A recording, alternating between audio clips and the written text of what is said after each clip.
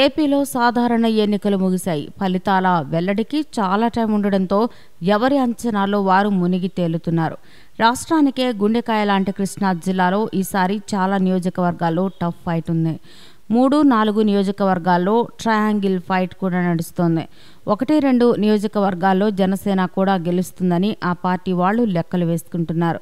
ఈ ఎన్నికల్లో మహిళా ఓటింగ్ పెరగడం, పురుష ఓట్లు తగ్గడం గమనార్హం. గత 2 ఎన్నికల్లోనూ కృష్ణా జిల్లాలో దూకుడు ప్రదర్శిస్తోన్న టీడీపీకి ఈసారి దెబ్బ తప్పేలా లేదు. ఆ పార్టీకి కంచు కోటలుగా ఉన్న కొన్ని నియోజకవర్గాల్లోనూ ఈసారి ఆ పార్టీ నుంచి పోటీ చేసిన అభ్యర్థులు గట్టి పోటీ ఎదుర్కొన్నారు.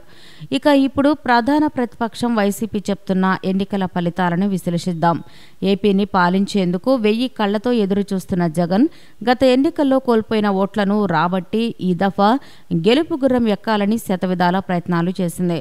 ముఖ్యంగా పార్టీ అధినేత జగన్ పాదయాత్ర ఇక్కడ కలిసి వచ్చిన అంశంగా చెప్పాలి. అదే సమయంలో ప్రభుత్వంపై ఉన్న వ్యతిరేకత కూడా తమకు కలిసి వస్తుందని ఇక్కడ వైసీపీ అంచనా వేస్తోంది. మొత్తంగా చూసుకుంటే వైసీపీ అంచనాల ప్రకారం కృష్ణా జిల్లాలోని మొత్తం 16 నియోజకవర్గాల్లో ఈ దఫా వైసీపీ దూకుడు ప్రదర్శిస్తుందని అంటున్నారు. వాస్తవానికి కృష్ణా జిల్లా అంటే రాజధాని ప్రాంతంగా బాగా గుర్తింపు సాధించింది. ఇక్కడ టీడీపీకి గతంలో మండలి బుద్ధప్రసాద్, గద్దె రామ్మోహన్ వంటి హేమీలు టీడీపీ తరపున విజయం సాధించారు. అయితే ఈసారి మాత్రం ప్రజలు తమ వెంటే ఉన్నారని వైసీపీ అంచనాలు కడుతోంది. ప్రభుత్వ వ్యతిరేకత, సమస్యలు పట్టించుకోకపోవడం వంటివి తమకు అనుకూలంగా మారాయని వైసీపీ చెప్తోంది. వైసీపీ అంచనాల ప్రకారం మొత్తం 16 సీట్లలో టైట్ ఫైట్ మధ్య కేవలం 5 స్థానాల్లో మాత్రమే టీడీపీ విజయం సాధించే అవకాశం ఉంది.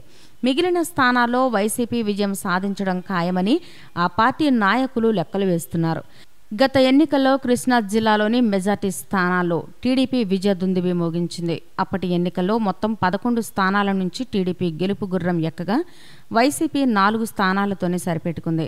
ఇక బీజేపీ 1 స్థానంలో గెలిచింది. ఇక తాజా ఎన్నికలకు సంబంధించి వైసీపీ వర్గాలు వేస్తున్న అంచనాల ప్రకారం కృష్ణా జిల్లాలోని చాలా నియోజకవర్గాల్లో వైసీపీ వర్సెస్ టీడీపీ నువ్వా నేనా అనే రేంజ్లో ఫైట్ సాగుతుందని చెప్తున్నారు.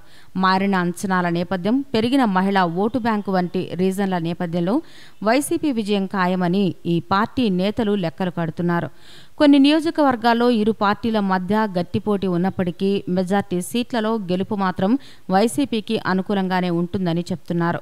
ఇక నియోజకవర్గాల వారీగా చూసుకుంటే నూజివీడు, గుడివాడ, కైకలూరు, పెడన, మచిలీపట్నం, పామర్రు, పెనమలూరు, విజయవాడ పశ్చిమ, సెంట్రల్, మైలవరం, జగ్గయ్యపేట నియోజకవర్గాలు వైసీపీ ఖాతాలో పడగా తిరువూరు, గన్నవరం, అవనిగడ్డ, విజయవాడ తూర్పు, నందిగామ నియోజకవర్గాల్లో మాత్రం టీడీపీ విజయం ఖాయమని తేల్చారు.